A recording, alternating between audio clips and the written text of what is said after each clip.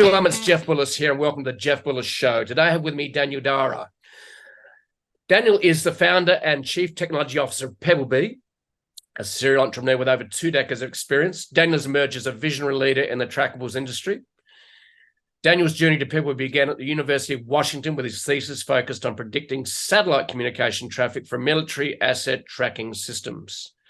This would lead him to Boeing, where he spent over 10 years in lead engineering roles developing global software and hardware systems for military asset tracking communication systems. Leveraging this experience, Daniel ventured into the finder space, creating Pebblebee to help people track what matters most to them.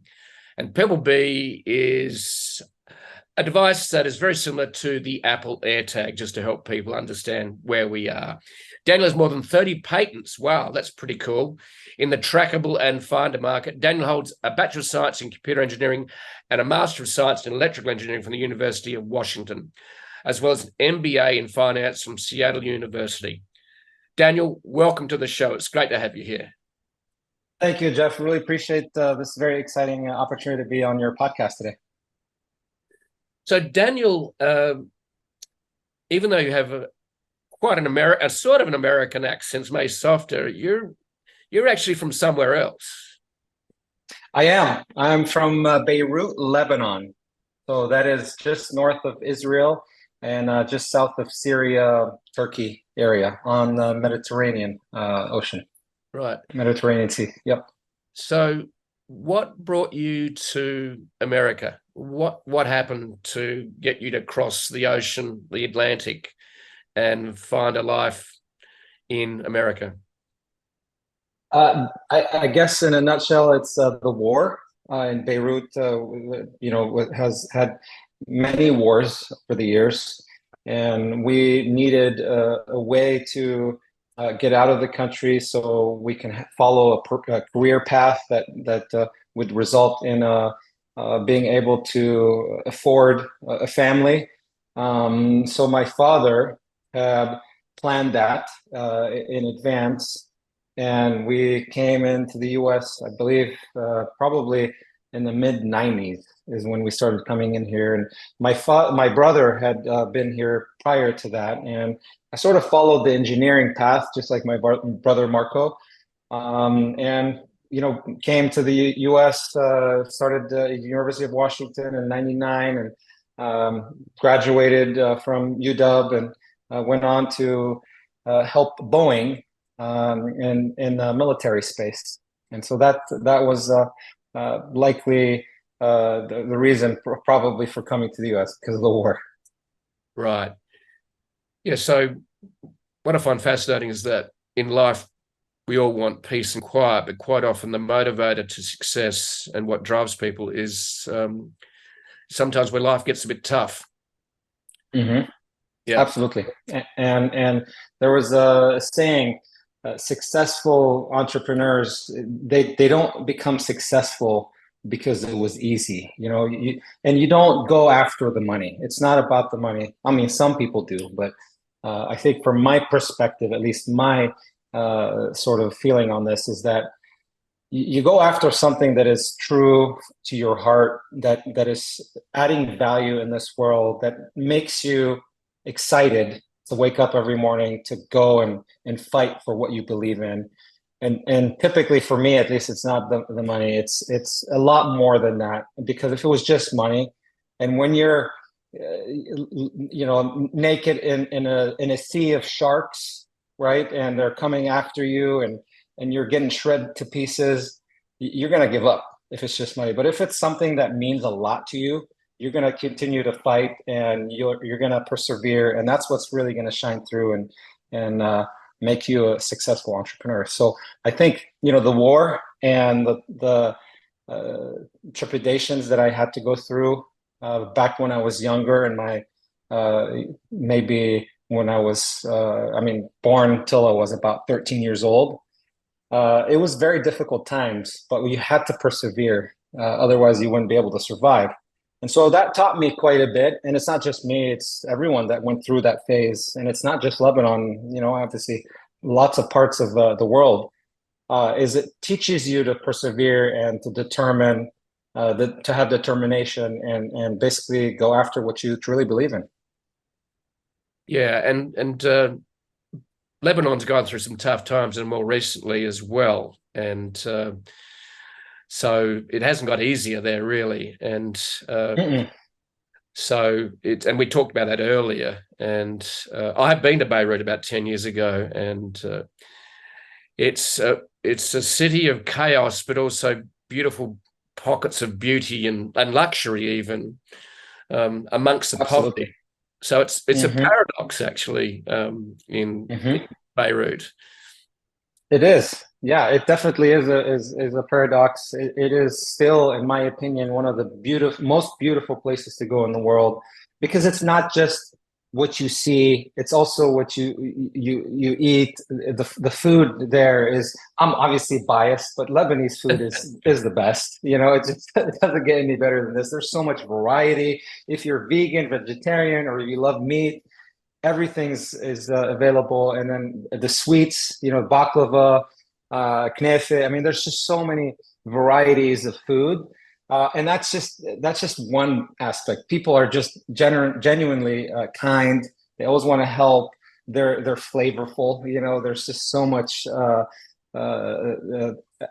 great atmosphere in Lebanon. And then, of course, the beauty. The geography is beautiful. You can ski and then go to the ocean within half an hour, which is amazing. Good weather, you know, and obviously they have had quite a bit of difficulties over the last few years. And the thing is Lebanese people are they definitely have calluses, and they're tough. And even though this has been very difficult, they are adapting and they are improving. And I think in the next year or so, we'll start seeing quite a bit of improvement and progress in Lebanon. Obviously, I'm talking from thousands of miles away, but I think that's at least my opinion and view of the topic. Yeah, we hope so, because when I was there, I was certainly, the people were beautiful. I was really well looked after. I felt right at home, and so Yeah. the hosts were fantastic. So I'd love to go back, but I think maybe it's not quite the right time. But soon. Yes. Yeah. Yes. Yeah. So let's wind back to your engineering focus. Where did that come from? What was the inspiration to become an engineer? Was it because it was already in the family? Your brother said was in engineering. What led you to engineering? Yeah, I'm a problem solver. You know, I think challenges. I've been through challenges throughout my life, right? And as I mentioned earlier, one big challenge I'll mention, and I've mentioned it before on previous podcasts, is that when you're in a bunker and you want to know the news, you want to hear what's going on out there, which areas are getting affected, which supermarkets can I go to just have supplies and food for the family. And one thing that you need is TV. And over there, as you know, bombs are falling from the sky. You have no electricity, sometimes for a period of 2 or 3 weeks. And then you have to subscribe to generators in the area, or you have to have your own generator just to have a little power. We didn't have that luxury. So we'd have to come up with our own concoction to make batteries, you know, in the basement. And so we'd always, you know, milk jugs, fill them up with acidic fluid, and having an anode and cathode, cathode being the copper, the consumer of electrons, and you have batteries for maybe 20 minutes of TV time, you know? So that, you know, when you're presented with a challenge, there's always a solution. If there's a will, there's a way. And I think that's where engineering kind of stuck with me, because I just have an engineering mentality. And then my brother came into the US and went that path as well. And so it was just natural for me to take on the computer science and electrical engineering path. And so I think, you know, that's really kind of how it all came about. And went to, as I mentioned earlier, Boeing for Phantom Works, and essentially worked for military aircraft communication systems worldwide, even Adelaide, as I mentioned earlier, in Australia for Wedgetail. And that really got me into the software, hardware, modem, transmission medium type of communication systems and leading teams in that realm. And it was just natural for us to come up with a solution for consumers because I was losing things. I was playing hide and seek with my daughter with my keys, and I'd be late to work because I couldn't find my keys. And my business partner at the time, Nick Pearson Franks, may he rest in peace. He and I got together in 2011 or 2012 area. That's when we started talking about the idea, and we came up with a solution for your keys. And then our neighbors and friends would love this new solution because we'd handed out as samples. And fast forward, I mean, 2013 was great because we started pre-selling the devices. Fast forward to today, we're partners with Apple and Google, big giants in this tech space, and play a key role in this space. And we're very fortunate to be partners, very strong partners with them, and helping them with not only deploying safe solutions, but also helping with the new protocols in regards to combating, for example, unwanted tracking and rogue devices. So I think it's just a culmination of a decade plus of experience in this space and knowledge, obviously on the technical side of things, as well as having an MBA, which kind of helps with the tools that you need to start a business. Helps, doesn't really help. I think experience really helped me. And that kind of got us together and to create Pebblebee, with the vision to deliver peace of mind for tracking important things in your life. So let's go back to the inspiration for it. So was it the personal problems you had because you had a bad memory and forgot where your keys were? Well, I don't know about bad memory. It's more about having maybe that is the case. It's or chaos. It's really about it's really about chaos. It's about being a parent and having other priorities and constantly changing priorities, focusing on work and life, personal life, and running around. And ultimately, even though most of the time you lose your keys, you'll eventually find them. It just might cost you a few hours, maybe a few days, and that's what we're trying to remove, right? And so I'll give you actually a very good example that happened recently to me. I was clipping my tree, and I have a bunch of fruit trees on my property, and so now is the time to start pruning. And so I'm pruning, and I put it in my pocket, my side pocket, and I'm carrying all the branches and everything and chucking them on the side of my property. And all of a sudden I lost my pruners, and I couldn't find them. I spent hours because I didn't want to have to go to the store. And it's like my whole day. And so now I'm starting to think maybe I should put them on my pruners, or even better yet, build them into the pruners. So I think it's really about just having technology's there, it's capable, and we can do it, and we have done it. So why not improve our lives by making it help our lives to basically save time and have peace of mind? Yeah, exactly. So I actually bought some Airtags about a year ago, actually, which is basically a device tracking tag.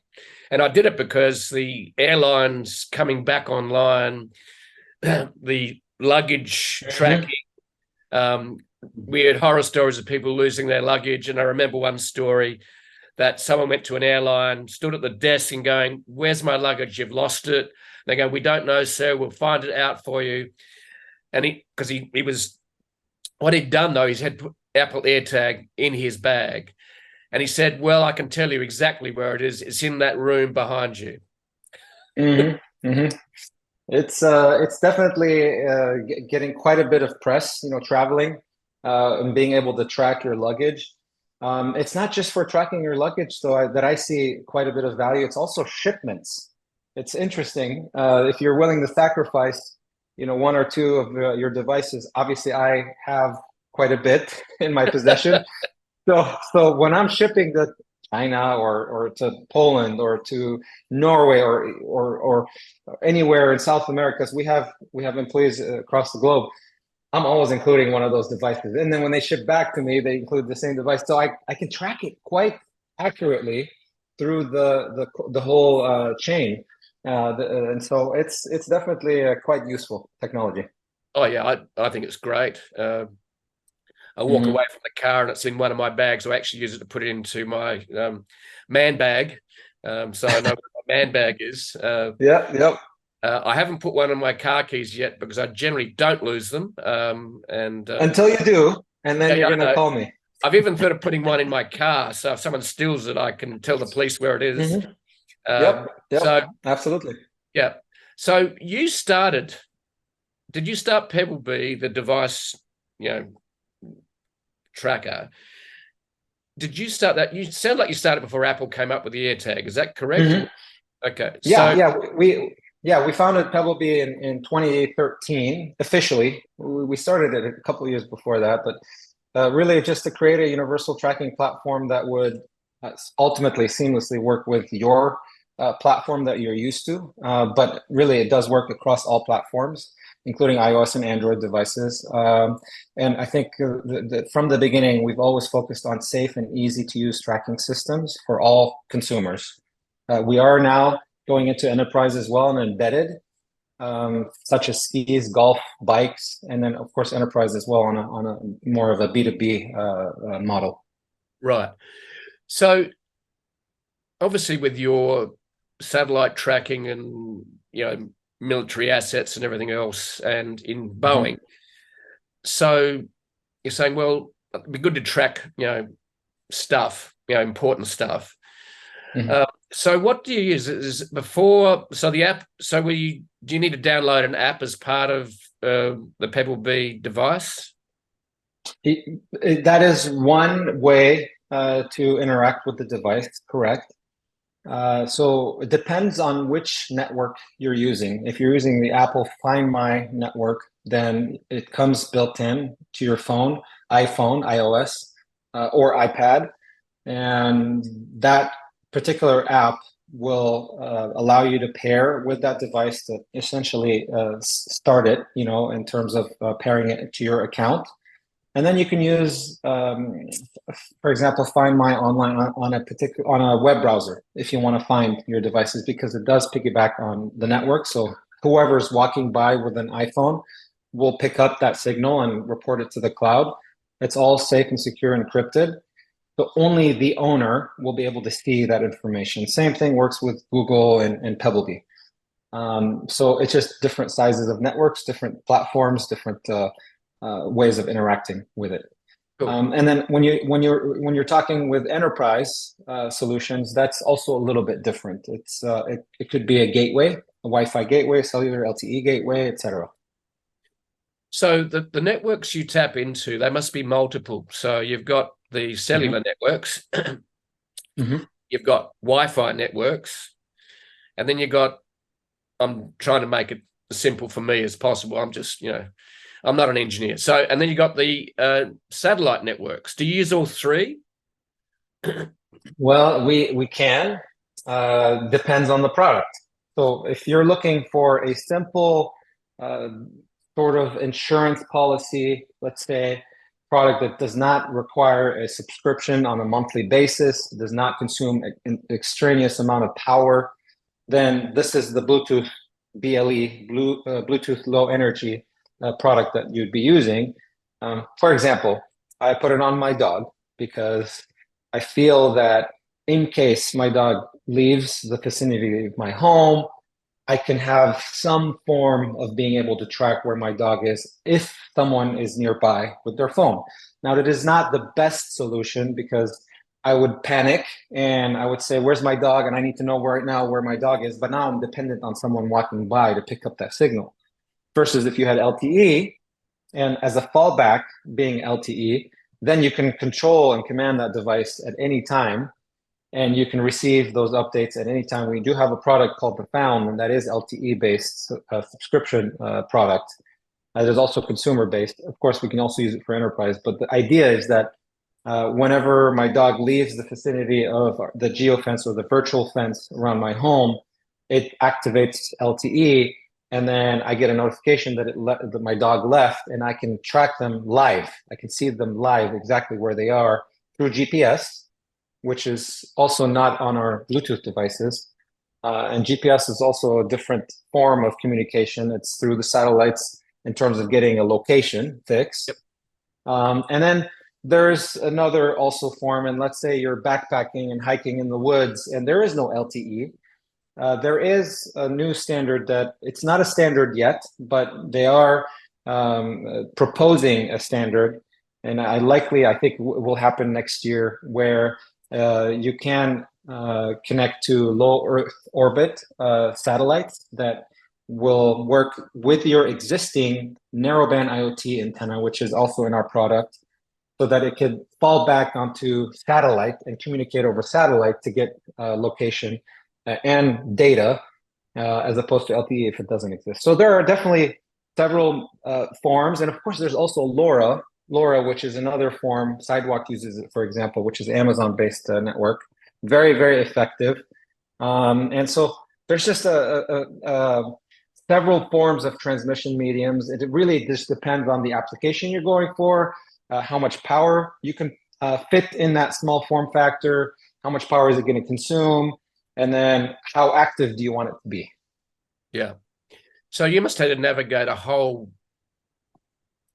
rainbow kaleidoscope of different networks to work out which device would work with what network. And that would have come from your Boeing background, obviously. So is that space, the communications networks, is that evolving rapidly, or is it sort of relatively stable still? Well, I would say it's stable, but it is still evolving rapidly. But it is stable and it's very effective. But I know that it's going to continue to improve over time, whether it's best in class energy consumption, so very low energy consumption in terms of having smaller battery size, smaller device that can still work over LTE cellular. And we're already there. We're seeing numbers that are quite low, to where cellular is even less power hungry than Wi-Fi in certain cases. So that's happening. Bluetooth is starting to improve. Now you have Bluetooth point to point, where you're getting 2,000 feet of range in some cases, up to 2,000, I would say. In fact, our products work. Bluetooth only works at 20 feet normally, correct? Is that correct? It depends on the application. I've been able to connect to my device through an iPhone or a Google Pixel, for example, Pro 7 that I'm using, at 1,500 feet with our devices. Now, it has to be line of sight, you know. It happened to be raining that day, so it's still pretty impressive how it worked that far. Now, yeah, if you have people, human bodies moving around, walls, you know, you're typically going to see 300 to 400 feet, maybe 500, up to 500. We say up to 500. So yeah, it does depend. It's not like LTE, right, where it goes to a cell tower and then the tower is essentially distributing that information to the networks. It's different. Yeah. So what I find fascinating about technology is quite often an invention is the intersection of multiple technologies, the enablement of an invention. So if you're just thinking about it, having a trackable device requires satellite, Wi-Fi, GPS, cellular networks, Bluetooth, and it requires a phone, a smartphone, for example. Then it requires battery technology that is actually light and easy and rechargeable, which is one of your differentiators. So, so people sort of say, well, that device is just a technology. It really is the intersection of multiple technologies, isn't it?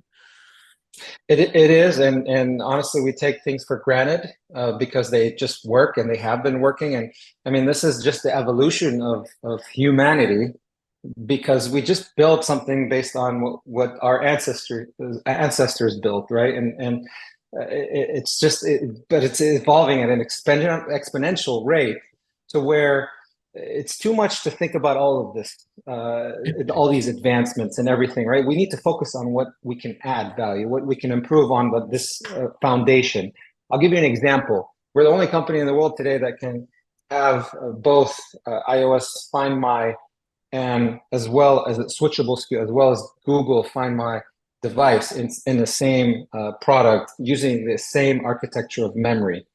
And that is a very difficult challenge to solve because you have to re-architect the entire ecosystem of that protocol to basically have both live in there. In fact, it's not just both, it's also the Pebblebee protocol living in there. And that is sort of where you start fine-tuning and improving your solution, which directly translate into benefits. Because if you think about it, if you have a switchable SKU, you're now having a unified platform capability. So it seamlessly integrates with either Pebblebee, Apple, or Google. It offers users unparalleled choice, so you can pick your own platform, allowing them to select based on their preferences. And then you have the operational efficiency when you talk about retail, drastically reducing overhead and inventory challenges, eliminating the need for multiple versions of the product, while catering to different platforms. And so I think it's just a matter of, we take all of this technology for granted, but not really. We recognize it and we take that into consideration. We start focusing on what else can we improve. Now, once we've improved this, we're going to move on to the next stuff, right? And that's just evolution, right? Exponential evolution, especially with technology recently. Yeah. So is the product waterproof as well? I would say water resistant. It depends. So the Found is waterproof. The other Bluetooth products are water resistant because of the rechargeability. Now we have some new exciting developments that are underway for 2024. I'll just stay tuned to that. But yes, right now we say it's water resistant. We haven't really had any issues, really, because you put it in your wallet, you put it on your keys. We've never really had issues unless someone puts in their washer, washing machine. Yeah. And I haven't done that yet, but I'm sure I will someday. So let's not jinx it. So can you sum up what makes the Pebblebee trackable device different to Apple's Airtag? Can you tell us what are the major differences? Yes, it is rechargeable. So within 30 minutes or so, you have full rechargeability for the most part for up to a year of use. It has LEDs that actually are very useful in telling you the battery charge level. It changes from green to yellow to red and in between. It also blinks when you're trying to pair or when you're trying to find. So in the dark, you'll be able to locate your device, even though you can hear it, but you can't see and pinpoint where it is. And it has, for example, the clip, a built-in loop for attaching to your keys, as opposed to the Airtag. You do have to buy an attachment. That's an extra, $30 expense. It also has, obviously, it works with both, like I mentioned, Apple and Google. And then it's louder, quite considerably louder than the Airtag, and it also has better range. We say up to 500 feet because we've confirmed that it has a longer range, further range than the Airtag. So those are some of the things. And then, of course, let's not forget form factors. We do have the card, which is a very thin form factor that goes into your wallet, and we have the tag, the Pebblebee tag, which we've released for Android only. That's on pre-order today. And it will become available this fall for Apple Find My as well. And the the Pebblebee tag, you can affix to your remote control, for example, or it's great for pet accessories. I would say like the leash or your dog's collar or something like that. My kids take off my dog's collar on a daily basis because they like to pet our dog without a collar on it, and always lose the dog collar. So we have several of them, and finally now I'm putting an or a Pebblebee tag on it, and I can easily track it and find it. Okay, that's very cool. So what's the price point compared to Apple AirTags? We're at comparable, although if you take into consideration that you don't need to have the attachment accessory, we're a lot less expensive. It's $29.99 for either product, all three of them. Yep. Cool. So let's talk a little bit about enterprise. So you're moving into the enterprise space. So that must be a huge market for you. It is a very large market, and it's very exciting. It's new territory for us. We've dabbled in it in the past, but we're definitely going strong since last year. The company's enterprise strategy is to embed Pebblebee basically inside of sporting goods like equipment, skis, golf bags, travel bags, and many other markets. And an example of that is we've partnered with sports brands like the Peak Ski Company, which is by Bodie Miller in Bozeman, Montana, and then also Henry Griffiths, which is in Idaho, golf clubs, to really demonstrate the versatility of our tracking platform and capability of not only providing that, what I call soft benefits, is essentially all the features you see on your phone and being able to track, but also the hardware to essentially have an extendable and expandable product that goes inside of a club, for example, or a bike handle or a ski. I mean, imagine all the difficult, challenging innovation pieces that have to go into putting into a ski. It not only does it have to be waterproof, it has to be shockproof, it has to be extremely thin so it doesn't compromise the rigidity of the ski and the flex of the ski, right? The effectiveness of being a very truly pro ski, by Peak Ski, for example, by Bodie Miller. So I think those are some of the challenges we're overcoming. And then this is kind of I would say B2B2C play that we've mentioned. And then there's, of course, it's strictly enterprise. So car lots, tracking car keys, for example, on the lot, or for enterprise in terms of airline industry. We are working on that as well. I can't say specifics, but we will probably shed some more light on that later in the next few months.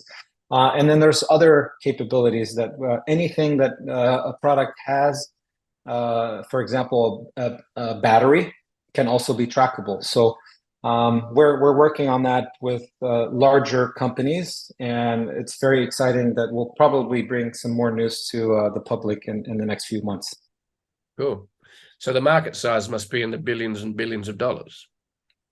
It is $4 billion industry. It's a very large industry, and the compounded annual growth rate on that is about 25%. And we've seen 30% when you talk about consumer strictly. I mean, if you just look at Airtags, it's really growing fast, and it continues to grow fast, surpassing expectations. So it is a very large market, and it's going to continue to grow. So the Apple Airtag coming on the market would have helped you rather than hindered you. Is that correct? Oh yeah, absolutely, absolutely. I mean, it used to be good, and now it's great, because when you talk about satellite, LTE, Bluetooth, Wi-Fi, etc., the network is also another I would say a vertical or a piece of the puzzle. The network is very strong when it comes to Apple or Google. You have billions of users, using phones, specifically either iPhone or Android, and that is a feature. That is a very important feature that translates directly to a benefit. And that benefit is, if your lost item is anywhere not within your vicinity of, let's say, 100 feet if it's Airtag, or 500 feet if it was Pebblebee, then that's when it kicks in. That benefit kicks in when your devices or your product or item, whatever it is you're tracking, is outside your range. And although I would say it's true that 90% of the time, if you're talking about a consumer use case, it's going to be either at home, in your car, at your friend's house, etc. So you'll be able to, within range, be able to track it. But it's that 10% that is the biggest value, because it's just like insurance. I don't have insurance. I don't pay for insurance for my auto insurance or my home insurance because I'm planning to use it every day, right? Yep. I'm planning to never use it. I don't ever want to use it, right? But in case I have to, it's going to work, right? And so, in that benefit, I think is a very, very large benefit that comes into play when I think about which product should I buy, right? Yeah. And so that's when Apple came into the market, it really amplified the benefit. And now Google's in the market as well, or they'll be launching their FMD solution soon. And that's great. That's great news. So who's coming to the market? Is Google or what? Google, yes, they announced at Google I/O in May that in partnership with Pebblebee, we'll be releasing a product. We have sort of paused that as of July because really it's about safety, and I think it's extremely important to emphasize that since Apple came in and now Google's in that space, it has become the most safe product on the market when it comes to tracking, because you could also buy a cellular device today, and let's say you're stalking or whatever it is. Basically, it's a rogue device that has been placed in your car. I can't find that device because if it's on an independent network, if it's cellular, I can't find it. But because of this new safety protocol, with Apple and Google that we've worked together on, it's become the safest network, because if it works to be able to track my device somewhere else, it also works to tell that person that they're being tracked if it was not nearby the owner and it's moving, right? So it's extremely safe, and that's why we put a pause on it, but we'll be launching with Google very soon. I would say over the next few months. Okay, so in other words, you're very, very focused on privacy as well to make sure that people 100%. Bad actors absolutely. Track you. Okay, cool. Exactly. Bad actors, yep, can't track you. Yeah, exactly. And you'll be notified. You can disable the device, take it to the local authorities, and they can find who it is as well. All right, cool. So I'm curious about one thing. How do you, if you embed a device, how do you charge it? How do you make the battery? That's one of the challenges. Yeah, and so you have to work with the form factor. For example, I'll give you an example of the ski. It has to be waterproof, and it doesn't. You can't plug something in, so it's wireless. It's wireless charging, just like your phone wirelessly charges with Qi charging. There's a wireless contact, but not pin contact. It's just you bring your charger over your ski and it charges, and you have a full year or full season, I should say, of functionality there and benefit. Yeah, and if it's a golf, there's a little hole at the butt of your grip. Golf club, and that hole's purpose is to allow air to escape as you're sliding the grip into the club.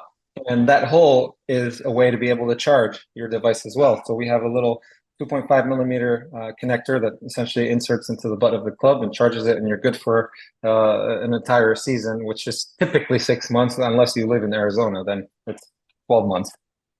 Very cool. So what's the size of your team now? Like you've obviously it was just you and your original founder. So yeah, we're approximately 30 people now, and we're small but mighty. Obviously, playing with big roles with large companies like Apple and Google and others. But we're a very efficient and nimble team, and we like it that way. And it's a small community, and we're very effective at what we do. That's cool. And do you work virtually? Is it a virtual team, or you have an office and warehouse? We do. We have 2 offices. We have warehouse as well. But for the most part, ever since COVID, we've been very effective in taking advantage of working remotely. But obviously, sometimes we have to go into the office, right? And we want to. But yeah, for the most part, we're virtual. Very cool. So one last question, Daniel. What brings Daniel joy, whether it's in business or in life generally? I asked you this before we hit the record button, but what brings Daniel joy? And that really is something that I combat with on a daily basis, Jeff. It's philosophical and really kind of goes back to your true core. Because again, I mentioned this earlier, what is it that sort of keeps you up at night? What is it that when you go to bed, you close your eyes, you think about? And when you wake up in the morning, that's the first thing you think about. that's really what brings me joy. Obviously, I love my family to death, and my kids, my daughters, and my wife. They're everything to me. But there's something about, what keeps you going, that little engine, that's just, keeping your heart going, right? And your mind, that's just keeping your blood flowing. And that's, to me, it's adding value in this world. I want to make sure that whatever I do every day, I'm always ethical, kind, but also effective in this world and adding value, whether it's through our employees, our team, helping them through their career, helping them so much that they want to look outside the team for other opportunities, but treating them so well that they don't want to leave, right? And to me, that's adding value for individuals, for people. That is also our technology and our features that are bringing into this world. We're adding value to people to give them peace of mind, be able to save that 30 minutes and not being late to your meeting. And so for me, it's really about adding value in this world, because we're all going to leave this world someday. You never know when your clock is going to be up. And so really, it's every day trying to live by that motto, and really try to continue to be very ethical, kind by people, and adding value, because when you're gone, at least you have that, Yep. I think it's great that basically you're trying to help the world and humanity and solving a simple but complex problem, which is making sure that the things they value are trackable, which is great. So and that makes me think on a Japanese term for purpose, which is called ikigai, which you might have heard of.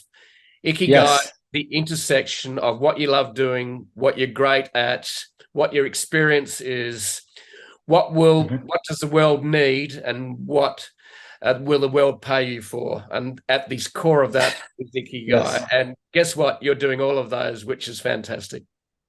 Yeah, thank you, Jeff. I'm very fortunate to be in the position I am today. Yeah, and I think being grateful every day is very important, because sometimes we get lost in the noise and chaos of life, don't we?